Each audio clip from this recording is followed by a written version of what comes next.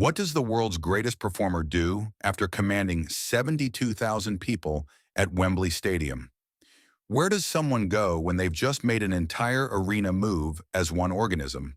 When they've proven again that they can turn strangers into believers with nothing but their voice and presence? Most people would assume the answer involves champagne, celebrities, after parties that last until dawn, the kind of excess that rock stardom not only permits, but practically demands.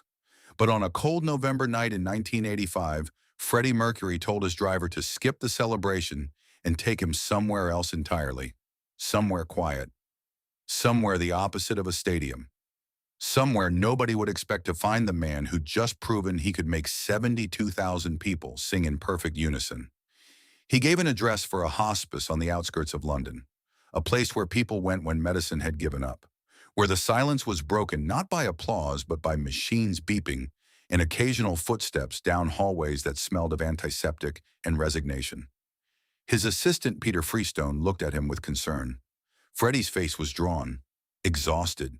The performance had taken everything, and instead of resting, he was asking to be driven to a place most people avoided even thinking about. "Are you sure, Mr. Mercury?" Peter asked quietly. Freddie didn't turn around. His voice, which had just filled every corner of Wembley, was barely above a whisper. "They don't need the star, Peter. They just need to know someone is awake with them." Peter didn't argue. After years of working with Freddie, he'd learned that beneath the theatrical excess and the carefully constructed persona lived someone with depths that occasionally surfaced when nobody was watching. This was one of those moments. But what Freddie didn't tell Peter, what he didn't tell anyone, was that he'd been having the same dream every night for a month. A woman's face, elderly, kind, calling his name. Not Freddie, his real name. The one he'd left behind when he became a rock star. The dream had been so persistent, so vivid, that Freddie had started to wonder if it meant something. And tonight, after the adrenaline of performance left him raw and open, he'd decided to find out. The hospice was called St. Catherine's, a brick building that had probably been elegant once, but now just looked tired. Small windows glowing with dim light, a place designed to be comfortable for people whose comfort was all that medicine could still offer. Freddie wore a simple wool coat, pulled high around his face. No makeup, no theatrical clothing. Just a man in the night, carrying a small cassette player that had seen better days. The night nurse at the desk looked up as he entered. She didn't recognize him. Without the costumes and the stage lights and the massive presence of performance, Freddie Mercury could be remarkably invisible. Just another visitor coming at an odd hour. "I'm here to see patients who might want company," Freddie said quietly. "I'm a musician. I thought music might help people who can't sleep." The nurse studied him for a moment, then smiled tiredly. "Room 412, Mrs. Gable. She hasn't slept properly in weeks. Maybe you can help." Freddie walked down the corridor, his footsteps soft on linoleum floors. The building was quiet except for the sounds that hospitals and hospices always have. Machines breathing for people who can't breathe on their own. Occasional moans of pain that medication can't quite eliminate. The rustle of sheets as people try to find comfortable positions that don't exist anymore. He found room 412. The door was partially open. Inside, he could see an elderly woman lying in bed, her eyes open despite the late hour, staring at a ceiling she couldn't actually see. Mrs. Eleanor Gable. The chart outside her room said she was 83, former piano teacher, blind for the last 5 years, no family listed. Freddie knocked gently on the door frame. The woman's head turned toward the sound. "Who's there?" Her voice was thin, like paper that might tear if you weren't careful. Freddie stepped inside, closed the door behind him, pulled a chair close to her bed and sat down. "Just a musician, darling," he said softly, letting his natural voice come through without the performance layer. "I heard you used to teach piano. I thought you might want to hear some music." Mrs. Gable's blind eyes turned toward him. "At 3 in the morning? The best performances happen when nobody's expecting them," Freddie replied with a slight smile she couldn't see but might hear in his voice. She was quiet for a moment. Then, "What kind of musician comes to a hospice in the middle of the night?" The kind who just spent 3 hours surrounded by 72,000 people and realized he was completely alone.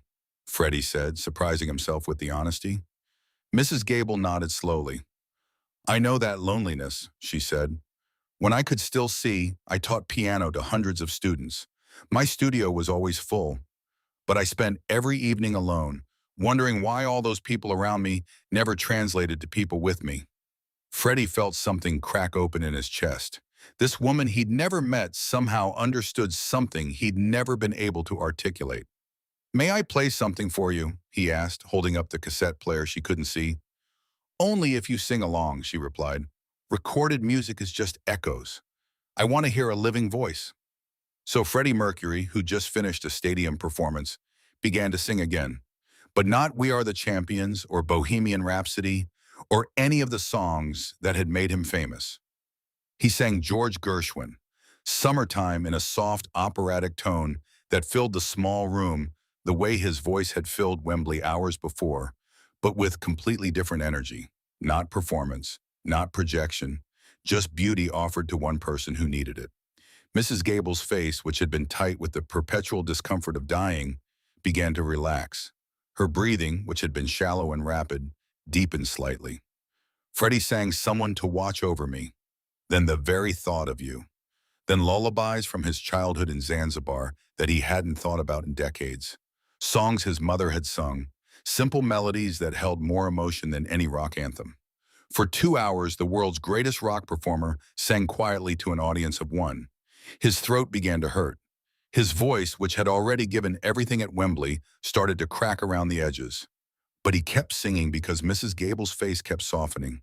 And for the first time in weeks, according to the chart outside her door, she looked peaceful. As the first light of dawn began filtering through the blinds, Mrs. Gable reached out her hand. Freddie took it automatically. Her fingers, thin and fragile, found the rings he wore. One in particular, a sapphire he'd worn since Queen's early days. Her fingers traced the stone, then stopped. Her blind eyes widened. I know this ring, she whispered. I've felt it before. In my dreams. Freddie went completely still. What? For a month now, Mrs. Gable said, her voice gaining unexpected strength. I've been dreaming about a ring like this, and a voice, and a young man who was afraid, who wore masks because he didn't know how to be himself. She gripped his hand tighter. Why are you here, Farrokh? Why does your heart beat like a trapped bird? Freddie's breath caught. His birth name? The name he'd left behind in Zanzibar. The name almost nobody used anymore. The name that belonged to the person before Freddie Mercury existed. How do you know that name? He asked, his voice breaking slightly. I don't know how I know, Mrs. Gable said. I just know that you've been looking for me and I've been looking for you, and we're both looking for the same thing. What's that? Freddie whispered. Permission to stop performing, she said simply. You've been performing your whole life, haven't you? Even when you're alone. Even when there's no audience. You perform being Freddie Mercury because you're afraid if you stop, you'll disappear. The accuracy of this statement hit Freddie like a physical blow. His throat closed, his eyes filled with tears he'd been holding back for years. I'm so tired, he admitted, his voice breaking completely. I'm tired of being the sun. I'm tired of being looked at but never seen. I just want to be light in one room, just one. Is that allowed? Mrs. Gable smiled. For the first time since Freddie had entered the room, she looked genuinely peaceful. Of course it's allowed, darling. That's all any of us really want. To matter completely to one person, rather than partially to millions. She pulled his hand to her chest over her heart, which was beating slowly but steadily. You matter to me, right now, in this room. Not Freddie Mercury, Farrokh, the boy who's afraid. He matters to me. Freddie broke down. Tears he had been holding back through years of performance and success and loneliness poured out. He put his head down on the edge of Mrs. Gable's bed and cried, while she stroked his hair like he was a child. It's okay, she whispered. You can rest now, just for a little while. You can stop being who they need and just be who you are. They sat like that until Mrs. Gable fell asleep. The first real sleep she'd had in weeks. And Freddie sat beside her, holding her hand, finding a peace he hadn't known was possible.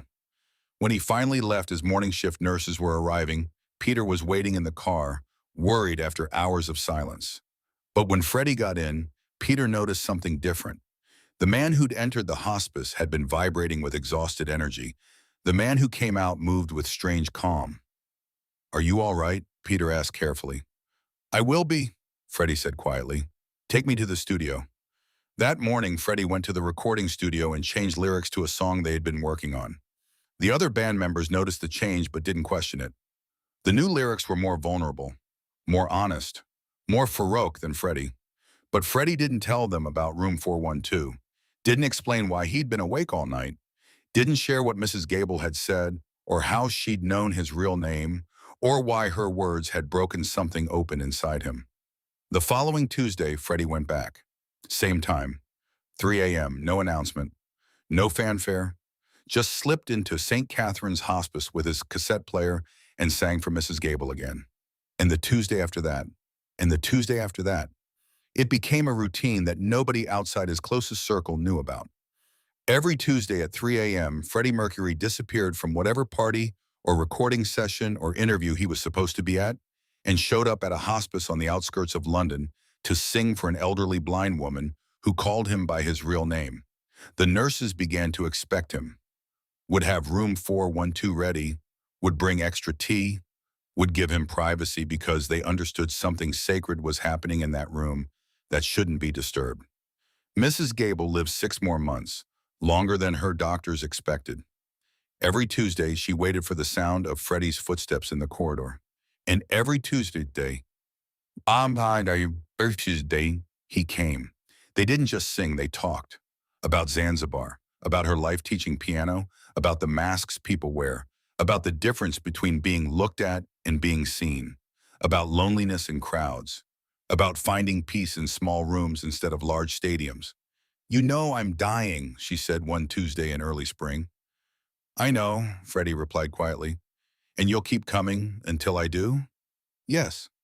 "Why?" she asked. "Why does a rock star spend his Tuesday nights with a dying old woman who can't even see him?" Freddie thought about this for a long moment. Then, "Because you see me better than anyone who has eyes. Because in this room, I don't have to be Freddie Mercury. I can just be Farrokh. And Farrokh is tired of being invisible." Mrs. Gable smiled. "Thank you for letting me see him. He's lovely." She died on a Tuesday morning in May 1986. Freddie was there singing "Someone to Watch Over Me" when she took her last breath. She went peacefully, holding his hand, listening to his voice. Freddie canceled a recording session that day, told the band he was ill, spent the afternoon sitting in a park across the street from St. Catherine's, looking up at the window of room 412, crying for a woman the world had never heard of, but who'd given him something stadiums couldn't: permission to be small, to be quiet, to matter to one person completely. He never told anyone the full story, never explained the Tuesday absences. But he started a routine that continued for years. Every Tuesday, a delivery of yellow roses to St. Catherine's Hospice. No card, no explanation, just flowers for room 412, which held different dying patients, but the same need for beauty and presence. The nurses knew who sent them, but they kept his secret. There's one more piece to this story that almost nobody knows. On that final Tuesday, when Mrs. Gable was dying, one of the nurses recorded 30 seconds of Freddie singing, not for publicity or profit, just because she knew something important was happening and wanted to preserve it. That recording has never been released. It sits in the archives of St. Catherine's Hospice, a 30-second clip of Freddie Mercury singing "Someone to Watch Over Me" to a dying woman who changed his life by seeing him when he'd convinced himself he was invisible. Some say the recording contains something else too. A moment at the end where Mrs. Gable whispers something to Freddie, a message, maybe coordinates to a place, maybe instructions for something important. But the hospice won't release it. They say it's too private, too sacred, that some performances aren't meant for the world. Some moments of beauty are meant to stay in small rooms with audiences of one. Freddie Mercury died in 1991. But every Tuesday, yellow roses still arrive at St. Catherine's Hospice, delivered by someone who knew about the Tuesday tradition, continuing a ritual that started the night the world's greatest performer learned that mattering completely to one person was worth more than being adored by millions. Room 412 still exists Different patients occupy it. But the nurses all know its history. Know that once upon a time, Freddie Mercury sat in that chair every Tuesday at 3 a.m. and sang to an old woman who couldn't see, but who saw him better than anyone with eyes ever had. And sometimes late at night, when the hospice is quiet and the only sounds are machines and breathing and footsteps in corridors, nurses swear they can hear it, a voice singing softly, not performing, just singing. The way you sing when only one person is listening, and that's enough. The world knew Freddie Mercury, but Mrs. Eleanor Gable knew Farrokh. And for 6 months of Tuesday nights, that was the only performance that mattered.